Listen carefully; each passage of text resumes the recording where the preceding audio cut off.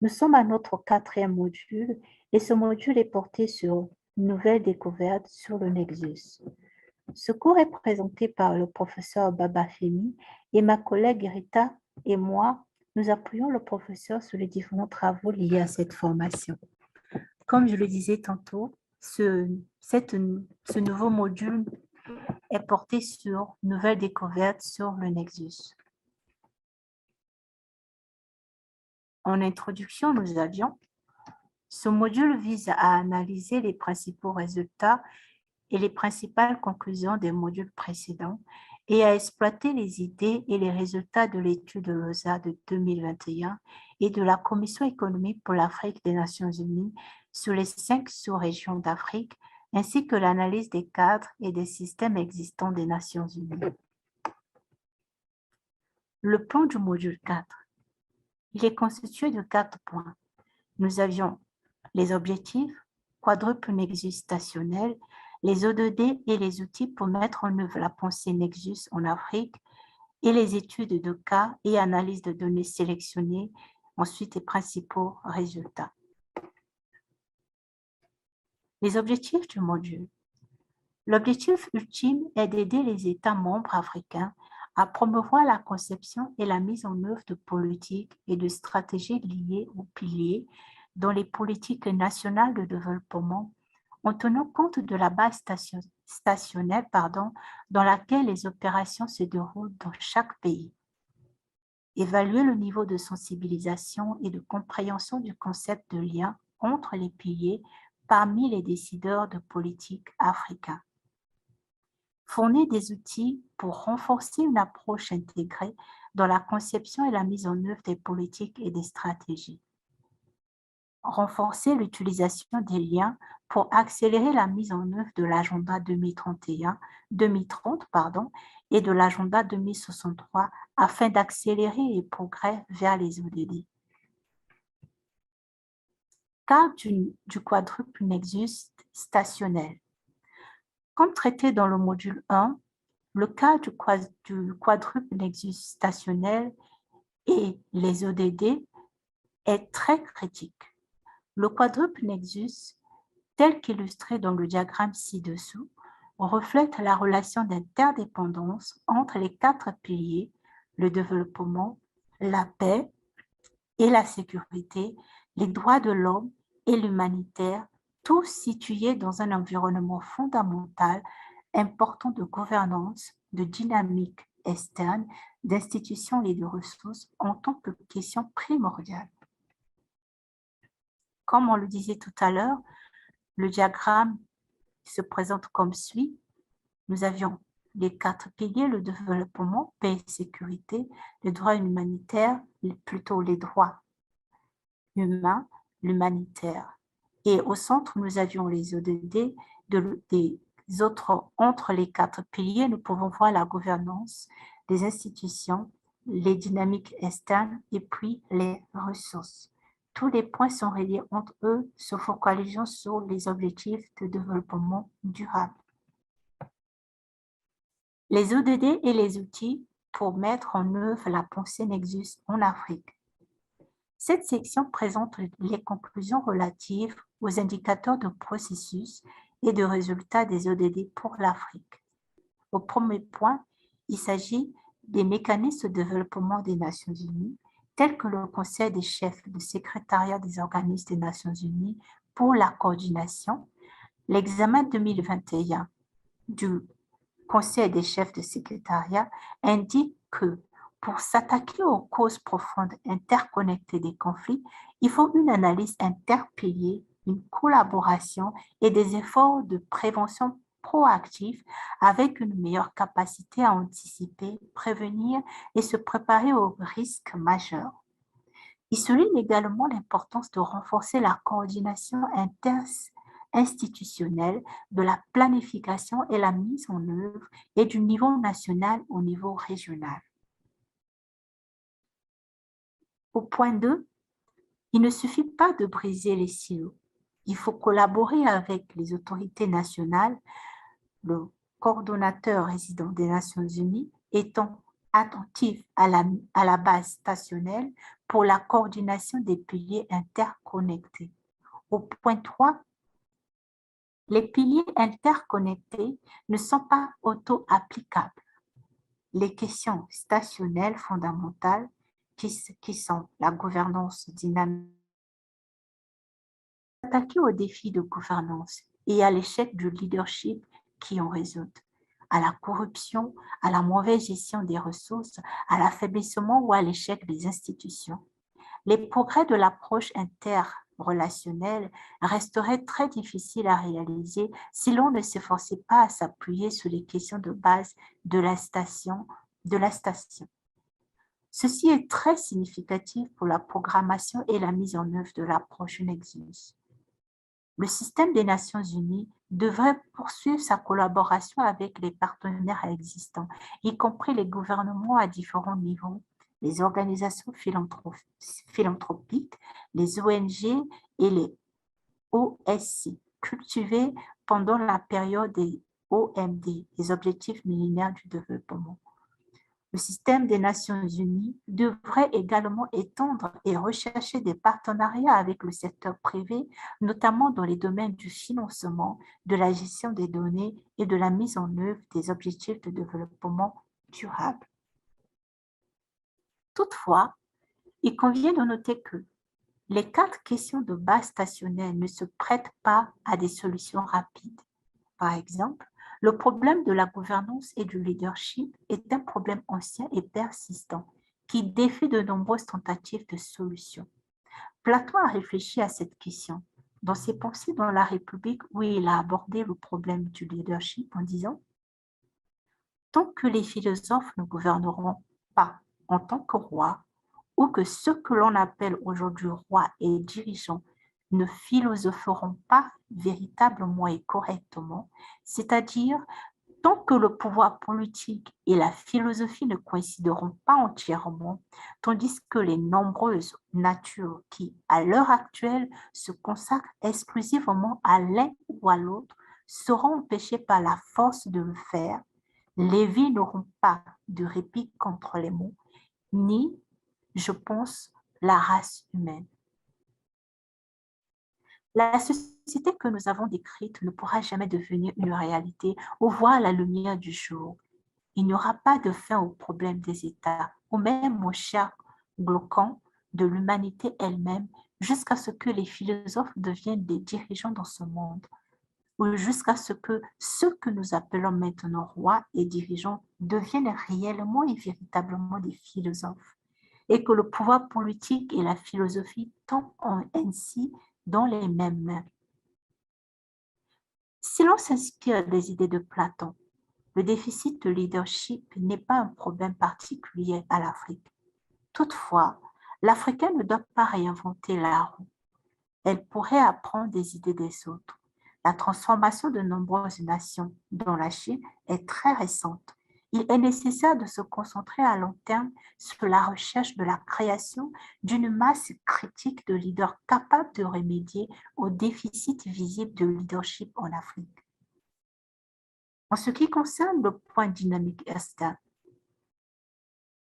des mesures progressives similaires sont nécessaires pour résoudre les problèmes auxquels l'Afrique est confrontée en ce qui concerne la dynamique externe. Des efforts conscients doivent être consacrés à l'analyse détaillée des collaborations bilatérales et multilatérales afin de réduire non seulement les fuites, mais aussi les pressions négatives, voire déstabilisantes, qui étouffent la croissance en Afrique. Le point qui concerne les institutions. La mise en place des institutions viables et solidaires est un objectif important pour toute société. C'est ce que montre l'ODD numéro 16. La réalisation de cet objectif se répercute sur un certain nombre de sujets de préoccupation dans le cadre des efforts visant à accélérer la réalisation des ODD. Le point qui concerne les ressources. Les ressources matérielles sont abondantes en Afrique, mais des efforts de renforcement des capacités pourraient contribuer au développement des ressources humaines. Le passage des OMD aux EDD a marqué un engagement accru en faveur de l'approche Nexus. Les points suivants marquent les ODD comme plus enclins à l'approche Nexus. Il s'agit soutenir la collaboration interinstitutionnelle entre les États membres de l'Union africaine et le système des Nations unies, favoriser une meilleure compréhension du travail intersectoriel et de l'interdépendance des objectifs et des cibles, et promouvoir des actions de plaidoyer à haut niveau et au niveau mondial. Les outils et stratégies visant à promouvoir l'approche des liens entre les différentes activités. Le cadre des Nations unies pour le développement durable, l'UNSDCF, permet d'apporter un soutien afin de garantir que l'approche Nexus et le cadre analytique pertinent soient pilotés dans les pays, par exemple, les pays sélectionnés pour les études de cas. Le guide 2019 du UNSDCF fournit une orientation pour la planification stratégique, le financement, la mise en œuvre, le suivi, l'apprentissage, l'établissement de rapports et l'évaluation, tous effectués par le système de développement des Nations unies avec le gouvernement hôte et les partenaires.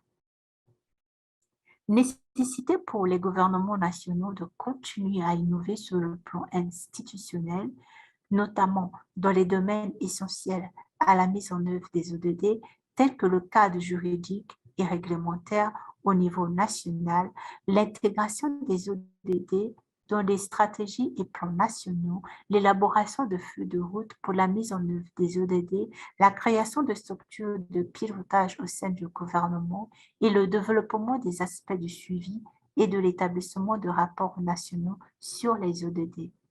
Néanmoins, une telle innovation doit accorder une plus grande attention au ton unique des questions de base stationnelle de la gouvernance, en particulier le déficit de leadership et la corruption, les dynamiques externes, les institutions et les ressources qui se jouent dans leurs pays respectifs. Au niveau régional et mondial, les mécanismes pertinents du groupe des Nations unies pour le développement devraient guider la mise en œuvre et l'utilisation du cadre analytique. Ces efforts futurs devraient s'appuyer sur les stratégies existantes des Nations unies et tirer parti de l'expertise des agences qui travaillent déjà sur la gestion des risques et le renforcement de la résilience. Renforcer les capacités des entités nationales, sous-régionales et régionales à identifier les facteurs de conflit, à détecter les signaux d'alerte précoces et à réagir rapidement aux menaces imminentes.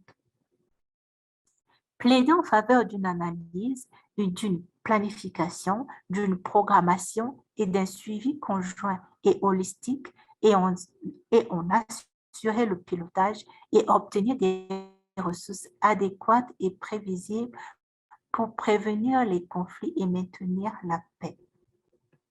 Des engagements plus importants devaient être pris pour garantir une collaboration et une cohérence accrue dans les activités des mécanismes de coordination internationaux tels que les conférences internationales d'annonce de contribution, le comité permanent interorganisation IASC, le cadre interdépartemental de coordination de la l'aide précoce et de l'action préventive, l'équipe de cadre, les réunions des chefs d'agence des Nations unies, les réunions de coordination interorganisation, les réunions des ambassadeurs, les mécanismes de coordination nationaux, les évaluations conjointes des besoins, l'UNSDCF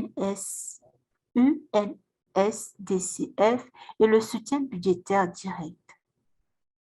L'engagement de la CEB à disposer d'un outil commun pour contribuer à une approche intégrée et cohérente du maintien de la paix, de l'amélioration du respect des droits de l'homme et de la promotion du développement a conduit à l'adoption d'un cadre analytique sur le risque et la résilience. Le cadre analytique présente une approche plus proactive, fondée sur le risque et centrée sur la prévention des efforts du système des Nations Unies à l'appui du programme 2030 qui favorise un engagement cohérent et coordonné à l'échelle du système. Il cherche à faire progresser une compréhension et une application harmonisée des concepts de risque et de résilience à travers les efforts du système des Nations Unies en matière de développement durable, d'aide humanitaire, de paix et de sécurité et de droits de l'homme comme base pour promouvoir une analyse cohérente et holistique et une planification conjointe. Cadre de la CEB. L'adoption d'un cadre analytique sur le risque et la résilience. Le cadre analytique présente une approche plus proactive fondée sur le risque et centrée sur la prévention des efforts des Nations Unies à l'appui du programme 2030 qui favorise un engagement cohérent et coordonné à l'échelle du système. Il cherche à faire progresser une compréhension et une application harmonisée des concepts de risque et de résilience à travers les efforts des systèmes des Nations Unies en matière de développement durable, d'aide humanitaire, de paix et de sécurité et de droits de l'homme, comme base pour promouvoir une analyse cohérente et holistique et une planification conjointe. Le cadre sert à rendre opérationnel le lien entre l'humanitaire, le développement, la paix et les droits de l'homme, quadruple Nexus, et complète les initiatives en cours telles que la nouvelle méthode de travail et l'approche stratégique du système des Nations Unies sur l'action contre le changement climatique. Le cadre comporte 3 éléments clés. Il s'agit de la pensée systémique, l'équation du risque et de la résilience, l'optique de la prévention, une approche coordonnée pour faire face aux menaces qui pourraient faire reculer les progrès vers les objectifs de développement durable tout en travaillant consciemment à ces progrès. La coordination, pardon. Optimiser les relations existantes avec les structures nationales telles que les systèmes des Nations Unies ou les équipes de gestion des programmes au niveau national. Mettre en place des groupes de travail ou des tâches de force supplémentaires sur une base plus décentralisée. Concevoir une base nécessaire et des acteurs de la consolidation de la paix adaptés au contexte, des organes de coordination conjoints collaborant au niveau national et local contribuerait à améliorer la coordination entre les pays. Au Nigeria et au Mali, il existe un groupe de travail Nexus et une tâche de force Nexus, même si leur composition et leur succès sont limités en raison du manque de participation de tous les acteurs clés.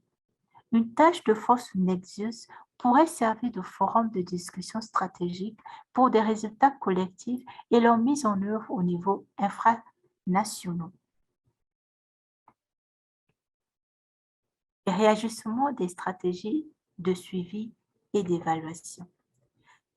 Une dissociation délibérée entre le suivi des résultats et la mise en œuvre du projet. Il est nécessaire de disposer d'indicateurs de résultats bien adaptés à l'ensemble des liens ou des liens entre les piliers afin de disposer d'une base commune pour le suivi des progrès. Les principales conclusions. D'après les données mesurant les progrès réalisés en matière des ODD pour certains pays à l'aide de la matrice de développement clé, il est clair qu'il y a encore beaucoup de progrès à faire. Pour la majeure partie de l'Afrique, les perturbations causées par la pandémie de COVID-19 rendent encore plus nécessaire l'adoption d'une approche Nexus ou interconnectée, de sorte que les situations de recul sur les piliers individuels et collectifs puissent être mieux gérées. La capacité de mise en œuvre au niveau national doit être explorée de manière adéquate. Les mécanismes de coordination nationaux devraient fournir une plateforme pour un changement positif, tout en sachant que les plans de développement nationaux sont les plus utiles, de même que l'élaboration de politiques et de programmes et les forums, équipes spéciales interministérielles. La suite des principaux résultats. L'analyse des écarts a révélé que le soutien budgétaire et le financement fragmenté, suivis conjointement par la volonté politique et les divisions entre les acteurs, puis par la faiblesse des institutions, constituent les défis majeurs. Le renforcement de la volonté politique est essentiel, suivi du renforcement de la capacité des systèmes nationaux et d'un financement adéquat et approprié, tandis que le renforcement de la capacité des systèmes locaux est également très apprécié. Le plus grand obstacle à l'Afrique que nous voulons et aux EDD est l'instabilité et l'insécurité, suivies de manière cumulative par les inégalités sociales et économiques et les défis politiques, ainsi que les questions à multiples facettes de la dynamique externe. Merci de votre attention.